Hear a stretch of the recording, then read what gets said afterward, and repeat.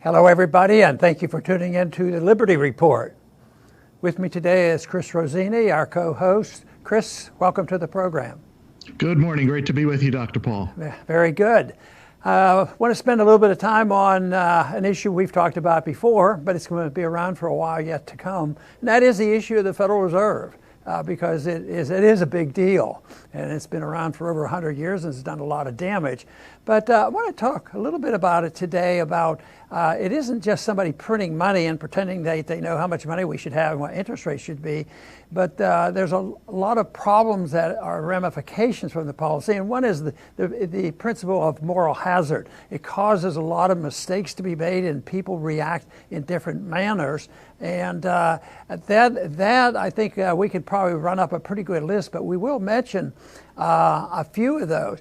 But we talk about the Fed a lot, and a lot of times I will mention that I have met economists in the Federal Reserve and around, and people in Congress, and they're very sincere in that they're not doing this to help any special interests, and they're academically attuned to the fact that it's a sound economic system. We had all these problems in the 19th century. We needed the Fed to iron things out, and therefore they support it on principle. There's a lot of people that exist that way.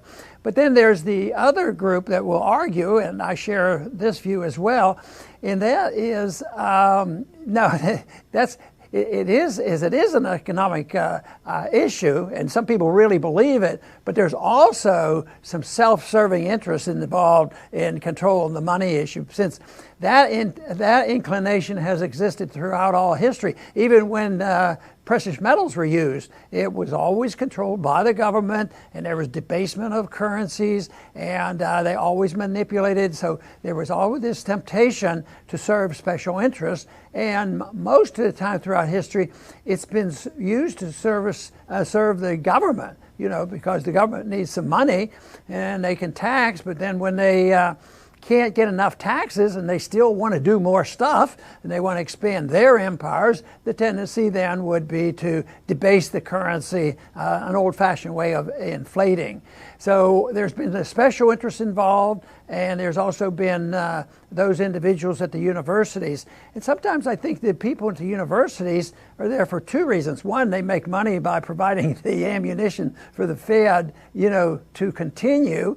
And they also are the ones who write the papers to justify academically, what the Fed is doing. So some of that can be mischief, and some of it is just plain out of ignorance, and they know exactly what they're doing. But that involves to know exactly how much of each we're getting means that we would have to look into the motivations at all. And I think we have to keep an open mind about the motivations. But that is not the whole issue that we want to talk about today. Today, Chris, I wanted to talk more about the ramifications of a policy like this, and what are the hazards, a thing they refer to as moral hazards, getting people to do things they wouldn't have done otherwise. And I would say that we didn't sit down before the program and make a list, but I bet we can come up with a few things that are moral hazards caused by this monetary system, and precisely by the Federal Reserve.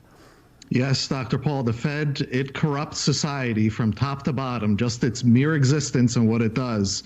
And we talk a lot on this show about how they affect us. They create these artificial booms in the economy, which have to be followed by very bad and tough busts. We're in a boom right now, and we're going to hit another bust at some time in the future. And but so we know that they mess us up. But they also mess themselves up, you see, because they make loans. That's how they make money, on interest, and they make loans every day. And they can make risky loans, they can make good loans, and when they profit, they profit. They get the profits. But when they lose, they are guaranteed to be bailed out by the taxpayers. We went through it in 2009. They got bailed out. All their bad bets that they made, they weren't punished. Some firms were punished, but the major big firms, which is who the Fed is there for, are still around. And they are for sure counting on another bailout sometime in the future. So that messes them up individually. Their mentality is all screwed up morally. The decision making that they make, knowing that even when they screw up, the taxpayers will make them whole. So not only do they corrupt society, they corrupt themselves as well. Right, and I think some of them would even admit this, even the one who are really in deep on policy making and know about it. Yeah, that's right, but we know how to handle this. You know, if it comes up short and the interest in the market is not giving the right rate of interest to have economic growth, well, we'll adjust it because we know better than what the market will say. And then if we run into trouble that we come up with a cash shortage and the corporations and banks are in need, well, the Fed is there. This is a good thing. They get to print the money and create more credit and do the bailouts without thinking about, well, they've caused a lot of trouble. Just think what would happen if they discover that it's the Federal Reserve that causes all the bubbles and all the depressions and recessions and the inflations that we have to put up with. Oh, no, we can handle that. We are smart enough and we can micromanage interest rates and price increases. And they come up with all these schemes. Like right now, the scheme is that they're managing it quite well. The economy is growing and there is no inflation. We need a little more inflation, though, so that things don't get ahead of themselves. So they're aiming to get prices going up a little faster as part of this strategy that they have. But they who run the Federal Reserve recognize that these problems do crop up as a consequence of their activities.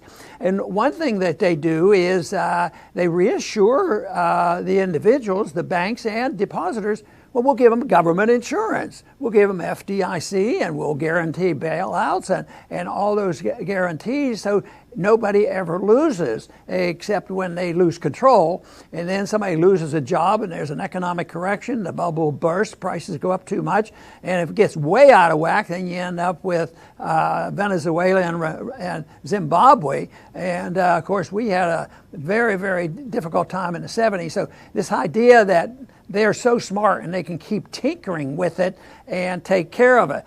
Not only do they build into it this insurance if a problem hits, they also have this belief in themselves that, yes, Ron, you're right, there are problems there, but that's why we have regulations, because we can regulate and tell the business people and the mortgage people and what they can do, and so we'll write more regulations. And of course, after the big bubble bursting in 2009, what did they do? They gave much more regulatory power to the Federal Reserve to be right on the job.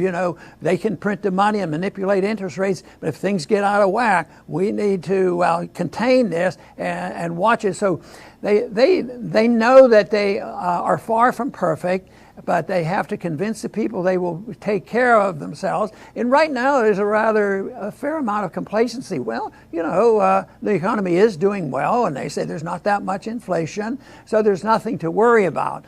But then there are others who will look at the hazards that have been developed, the moral hazards that are built into the system. And without going through a whole list, I would say the most important one that will bring this system down is the moral hazard of the easy access to debt.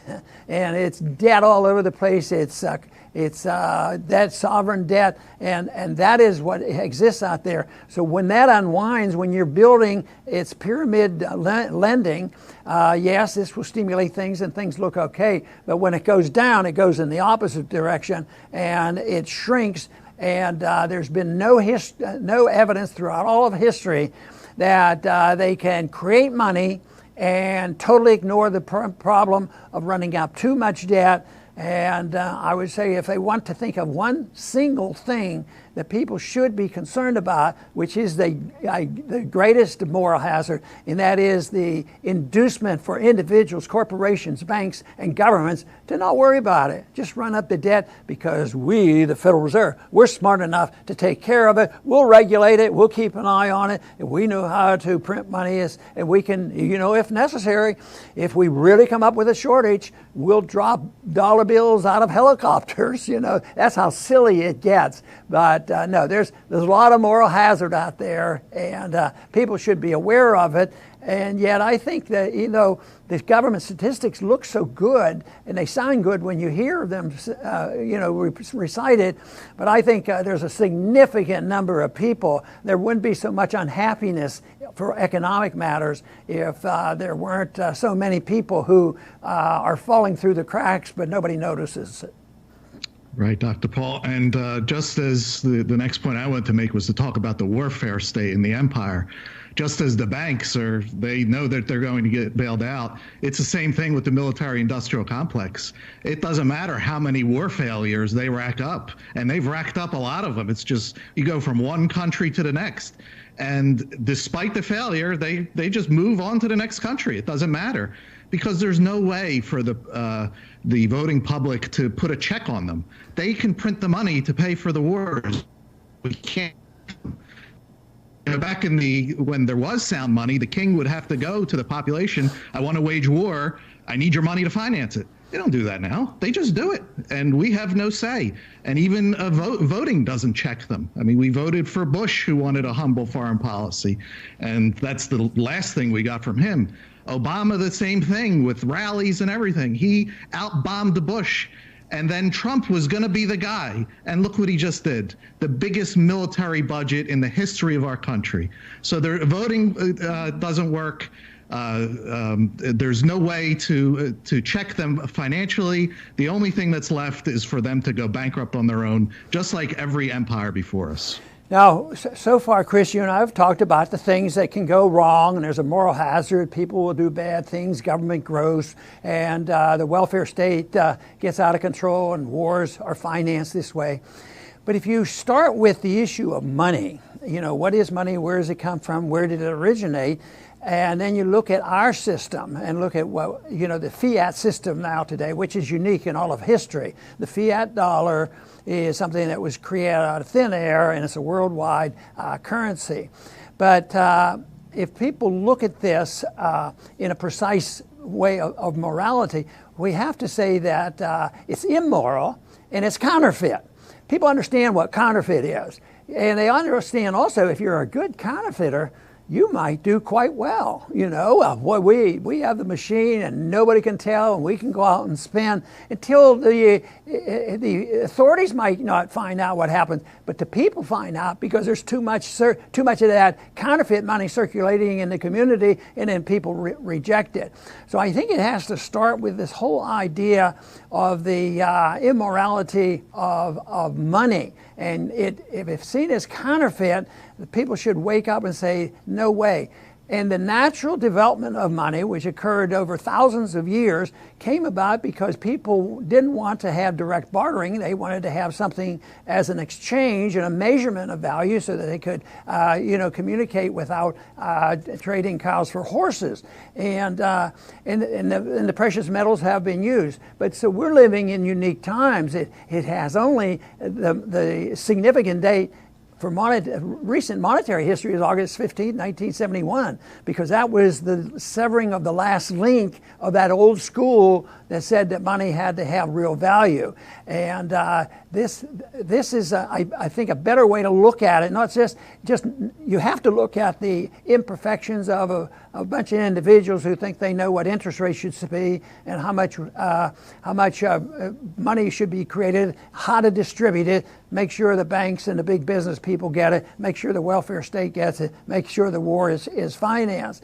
But that is something. That is one thing that will happen. But we have to realize that there's so many shortcomings of this, because eventually people will recognize the fallacies of this, and that's why we've had so many serious downturns.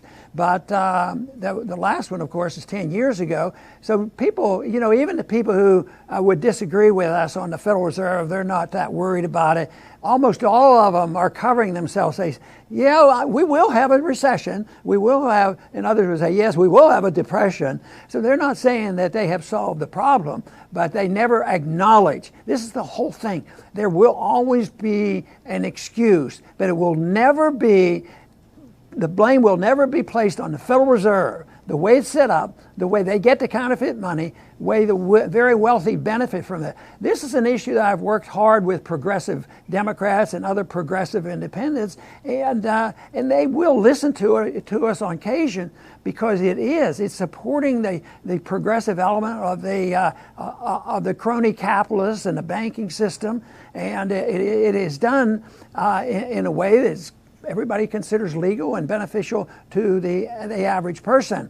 But we're approaching that day where a serious discussion will be absolutely necessary to repair the damage that has been done. And if we think of the countries that are going through it in a terrible way right now, let's hope that never comes to us, but it's conceivable. But it would be so horrible, because the dollar is a universal global economy, a worldwide reserve currency, and the repair work would be unbelievable. And there's no move right now, no serious move on right now in Washington to have a currency that is actually backed by something of real value. The one thing that I can say that is a good move, the Campaign for Liberty now is working diligently on trying to get states to pass legislation. It's happened on a couple occasions, to say that, well, we are passing a law and only gold and silver can be used as legal tender, and you can use the gold and silver as legal tender, and it is money, and it can't be taxed. What kind of weird people are they? Oh, well, they are. They didn't go to public school and they read the Constitution, because the Constitution is clear. And to the states, the direction is to the states, because before the Constitution, the states were the ones, every state was putting their money at their own rate. So no counterfeiting. And this would be a big benefit. Now, I think the most important point to find out how serious the founders of this country believed it. See, they put it in the Constitution, only gold and silver could be legal tender. In 1792, they had the first monetary act, and they had to define the dollar and do some monetary thing. And one was, you can't print, you can't counterfeit government documents, and the penalty would be death if you were caught doing it. So they took this very seriously. Right now, it's you're more likely to be arrested if you refuse. If you wanted to pay your bills with gold and silver coins, stamp United States government legal tender, because they don't like that either. Right, Dr. Paul.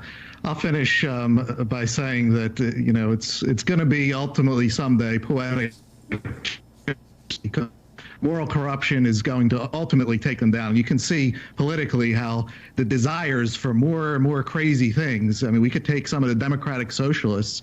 We have the biggest debt in the history of the world, and they want to give free medical care, free health care, free everything, free college, and they have this MMT that they're using, Green New Deal.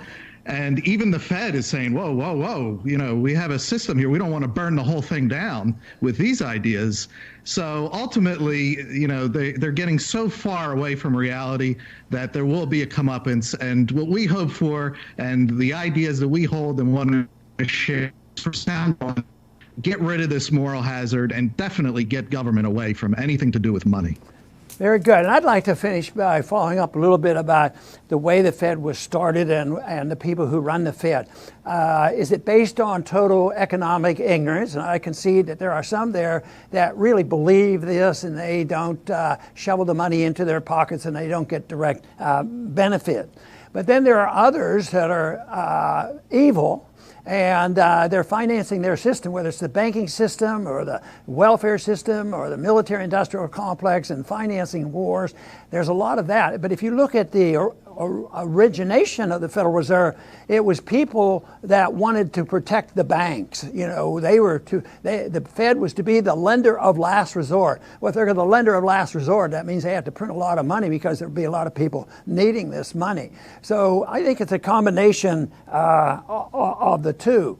Now, the things that we talk about here today and all that's going on has motivated me for a long time. Matter of fact, it was in part of my first time I ran for Congress in 1976, and that is find out more about the Fed. We need to know what they're doing. Expose the Fed. People aren't ready to say get rid of the Fed, But I tell you what, if we had a true exposure of the Fed and we had an audit of the Fed, and that's something Campaign for Liberty has been working on for a long time, and we've gotten support from the people, put enough pressure on members of Congress where when it came up to the House, we had all the Republicans vote for it, plus a lot of the Democrats. So openness and saying we need to know what the Fed is doing. Very, very popular issue. Even though it never got past the Senate, even though if it did, I'm sure a president wouldn't allow it, because that's a big deal. But that doesn't mean that we should light up on this, because we have to emphasize the fact that we need to know more about the Fed. So we should, in the meantime, before we're going to have the market take over and demand that we use sound money, I think in the meantime we'll say, well, we want to get rid of the secrecy. It's time we allow the people of this country and the Congress to know exactly what they're doing. I think that would be a big step in the right direction for sound money and sorting out these many problems that we have. I want to thank everybody for tuning in today to the Liberty Report. Please come back soon.